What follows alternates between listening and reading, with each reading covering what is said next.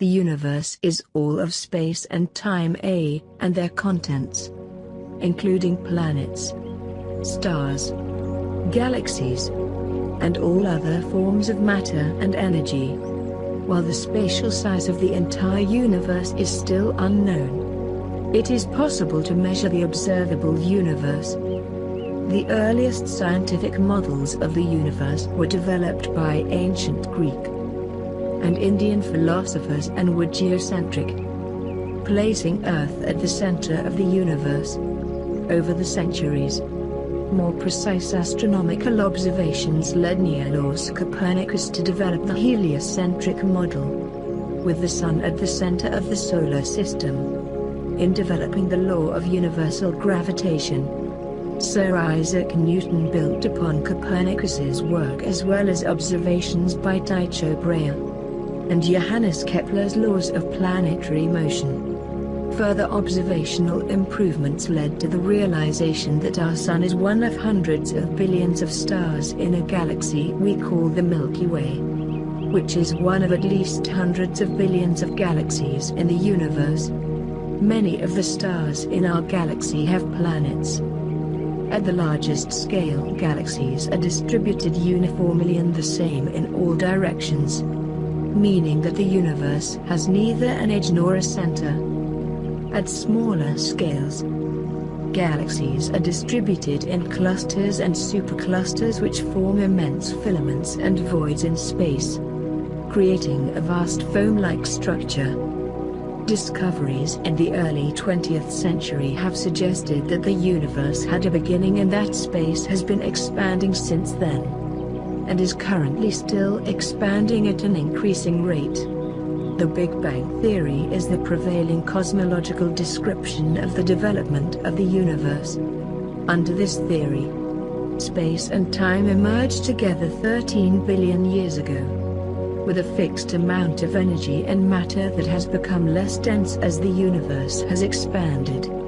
After an initial accelerated expansion at around 10⁻32 seconds, and the separation of the four known fundamental forces, the universe gradually cooled and continued to expand, allowing the first subatomic particles and simple atoms to form. Dark matter gradually gathered, forming a foam-like structure of filaments and voids under the influence of gravity. Giant clouds of hydrogen and helium were gradually drawn to the places where dark matter was most dense, forming the first galaxies, stars, and everything else seen today. It is possible to see objects that are now further away than 13.799 billion light-years, because space itself has expanded, and it is still expanding today. This means that objects which are now up to 46 billion light-years away can still be seen in their distant past, because in the past when their light was emitted, they were much closer to us. From studying the movement of galaxies, we know that the universe contains much more matter than we can detect in usual ways. This unseen matter is known as dark matter. Dark means that there is a wide range of strong indirect evidence that it exists, but we have not yet detected it directly. The lambda CDM model is the most widely accepted model of our universe. It suggests that about 69.2% of the mass and energy in the universe is a scalar field known as dark energy, which is responsible for the current expansion of space, and about 25.8% is dark matter. Ordinary, baryonic matter is therefore only 4.9% of the physical universe. Stars, planets, and visible gas clouds only form about 6% of ordinary matter, or about 0.3% of the entire universe.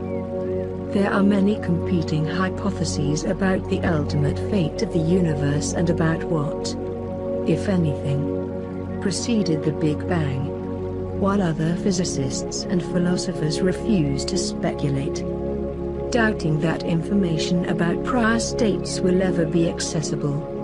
Some physicists have suggested various multiverse hypotheses, in which the universe might be one among many universes that likewise exist. The physical universe is defined as all of space and time, collectively referred to as space-time, and their contents. Such contents comprise all of energy in its various forms, including electromagnetic radiation and matter, and therefore planets, moons, stars, galaxies, and the contents of intergalactic space. The universe also includes the physical laws that influence energy and matter, such as conservation laws, classical mechanics, and relativity.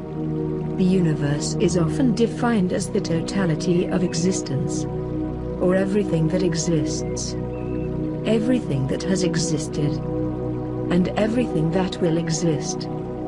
In fact, some philosophers and scientists support the inclusion of ideas and abstract concepts, such as mathematics and logic, in the definition of the universe.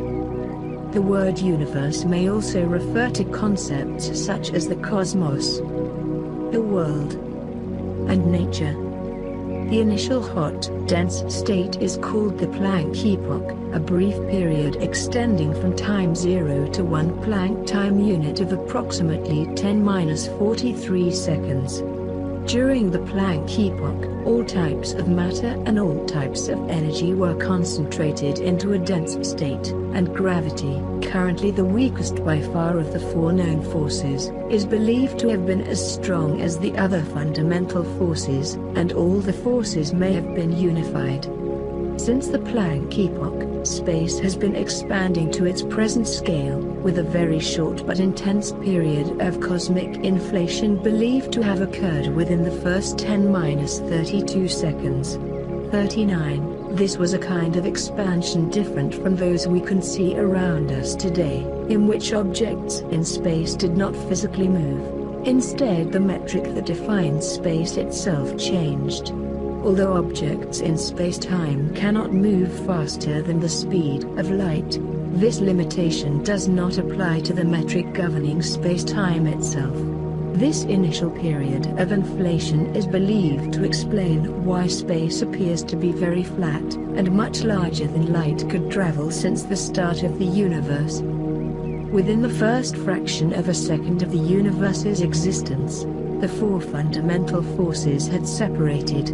As the universe continued to cool down from its inconceivably hot state, various types of subatomic particles were able to form in short periods of time known as the quark, hadron, and lepton epochs. Together, these epochs encompassed less than 10 seconds of time following the Big Bang.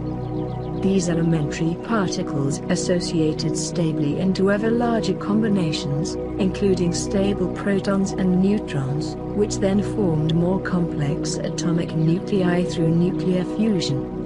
This process, known as Big Bang nucleosynthesis, only lasted for about 17 minutes and ended about 20 minutes after the Big Bang, so only the fastest and simplest reactions occurred. About 25% of the protons and all the neutrons in the universe, by mass, were converted to helium, with small amounts of deuterium, a form of hydrogen, and traces of lithium. Any other element was only formed in very tiny quantities. The other 75% of the protons remained unaffected as hydrogen nuclei. After nucleosynthesis ended, the universe entered a period known as the photon epoch. During this period, the universe was still far too hot for matter to form neutral atoms, so it contained a hot, dense, foggy plasma of negatively charged electrons, neutral neutrinos and positive nuclei. After about 377,000 years, the universe had cooled enough that electrons and nuclei could form the first stable atoms. This is known as recombination for historical reasons. In fact, electrons and nuclei were combining for the first time. Unlike plasma, neutral atoms are transparent to many wavelengths of light, so for the first time the universe also became transparent. The photons released, decoupled, when these atoms formed can still be seen today. They form the cosmic microwave background, CMB. As the universe expands, the energy density of electromagnetic radiation decreases more quickly than does that of matter because the energy of a photon decreases with its wavelength. At around 47,000 years, the energy density of matter became larger than that of photons and neutrinos, and began to dominate the large-scale behavior of the universe. This marked the end of the radiation-dominated era and the start of the matter-dominated era. In the earliest stages of the universe, tiny fluctuations within the universe's density led to concentrations of dark matter gradually forming. Ordinary matter, attracted to these by gravity, formed large gas clouds and eventually, stars and galaxies, where the dark matter was most dense, and voids where it was least dense. After around 100 to 300 million years, citation needed, the first stars formed, known as population 3 stars. These were probably very massive, luminous, non-metallic and short-lived. They were responsible for the gradual reionization of the universe between about 200–500 million years and 1 billion years, and also for seeding the universe with elements heavier than helium, through stellar nucleosynthesis. 40. The universe also contains a mysterious energy, possibly a scalar field, called dark energy, the density of which does not change over time. After about 9.8 billion years, the universe had expanded sufficiently so that the density of matter was less than the density of dark energy, marking the beginning of the present dark energy-dominated era. 41. In this era, the expansion of the universe is accelerating due to dark energy. Of the four fundamental interactions, gravitation is the dominant at astronomical length scales. Gravity's effects are cumulative. By contrast, the effects of positive and negative charges tend to cancel one another, making electromagnetism relatively insignificant on astronomical length scales. The remaining two interactions, the weak and strong nuclear forces, decline very rapidly with distance. Their effects are confined mainly to subatomic length scales. The universe appears to have much more matter than antimatter, an asymmetry possibly related to the CP violation. 42. This imbalance between matter and antimatter is partially responsible for the existence of all matter existing today, since matter and antimatter, if equally produced at the Big Bang, would have completely annihilated each other and left only photons as a result of their interaction. 43–44. The universe also appears to have neither net momentum nor angular momentum, which follows accepted physical laws if the universe is finite. These laws are the Gauss's law and the non-divergence of the stress-energy momentum pseudotensor. 45. The size of the universe is somewhat difficult to define. According to the general theory of relativity, some regions of space may never interact with ours even in the lifetime of the universe due to the finite speed of light and the ongoing expansion of space. For example, radio messages sent from Earth may never reach some regions of space. Even if the universe were to exist forever, space may expand faster than light can traverse it. Distant regions of space are assumed to exist and to be part of reality as much as we are, even though we can never interact with them. The spatial region that we can affect and be affected by is the observable universe. The observable universe depends on the location of the observer. By traveling, an observer can come into contact with a greater region of space-time than an observer who remains still. Nevertheless, even the most rapid traveler will not be able to interact with all of space. Typically, The observable universe is taken to mean the portion of the universe that is observable from our vantage point in the Milky Way. The proper distance, the distance as would be measured at a specific time, including the present, between Earth and the edge of the observable universe is 46 billion light-years, 14 billion pascs, making the diameter of the observable universe about 91 billion light-years, 28 times 109 pc. The distance the light from the edge of the observable universe has traveled is very close to the age of the universe times the speed of light, 13.8 billion light-years, 4.2 times 109 pc, but this does not represent the distance at any given time because the edge of the observable universe and the Earth have since moved further apart. For comparison, the diameter of a typical galaxy is 30,000 light-years, 9,198 pascs, and the typical distance between two neighboring galaxies is 3 million light-years, 919.8 kilopascs.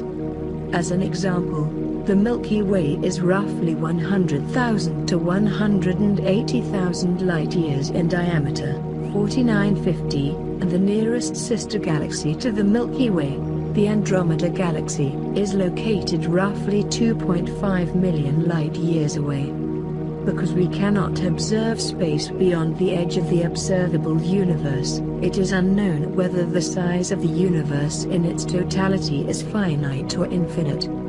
Over time, the universe and its contents have evolved. For example, the relative population of quasars and galaxies has changed 55, and space itself has expanded. Due to this expansion, scientists on Earth can observe the light from a galaxy 30 billion light-years away even though that light has traveled for only 13 billion years. The very space between them has expanded. This expansion is consistent with the observation that the light from distant galaxies has been redshifted, the photons emitted have been stretched to longer wavelengths and lower frequency during their journey. Analyses of type Ia supernovae indicate that the spatial expansion is accelerating. The more matter there is in the universe, the stronger the mutual gravitational pull of the matter. If the universe were too dense, then it would recollapse into a gravitational singularity. However, if the universe contained too little matter, then the expansion would accelerate too rapidly for planets and planetary systems to form.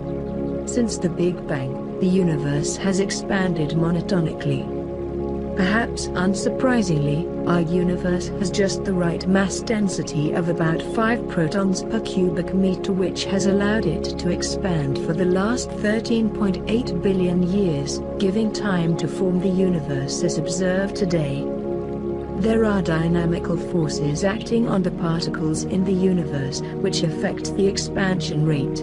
Before 1998, it was expected that the rate of increase of the Hubble constant would be decreasing as time went on due to the influence of gravitational interactions in the universe, and thus there is an additional observable quantity in the universe called the deceleration parameter, which cosmologists expected to be directly related to the matter density of the universe.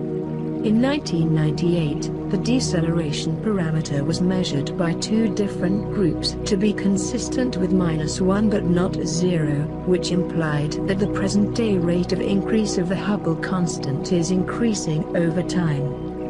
Spacetimes are the arenas in which all physical events take place.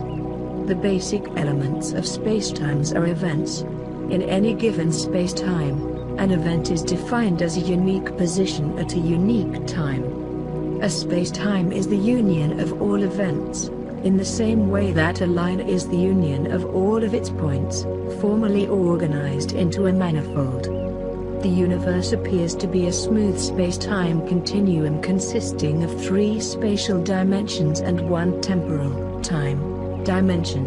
An event in the space-time of the physical universe can therefore be identified by a set of 4 coordinates, x, y, z, t. On the average, space is observed to be very nearly flat. with a curvature close to zero, meaning that Euclidean geometry is empirically true with high accuracy throughout most of the universe. Space-time also appears to have a simply connected topology, in analogy with a sphere, at least on the length scale of the observable universe. However, present observations cannot exclude the possibilities that the universe has more dimensions, which is postulated by theories such as the string theory, and that its space-time may have a multiply connected global topology, in analogy with the cylindrical or toroidal topologies of two-dimensional spaces. The space-time of the universe is usually interpreted from a Euclidean perspective, with space as consisting of 3 dimensions, and time as consisting of 1 dimension, the 4th dimension.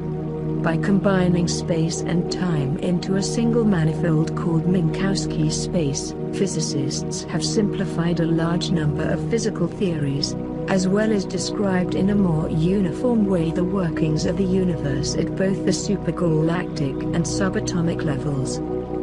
Space-time events are not absolutely defined spatially and temporally, but rather are known to be relative to the motion of an observer. Minkowski space approximates the universe without gravity. The pseudo-Riemannian manifolds of general relativity describe space-time with matter and gravity. General relativity describes how space-time is curved and bent by mass and energy, gravity.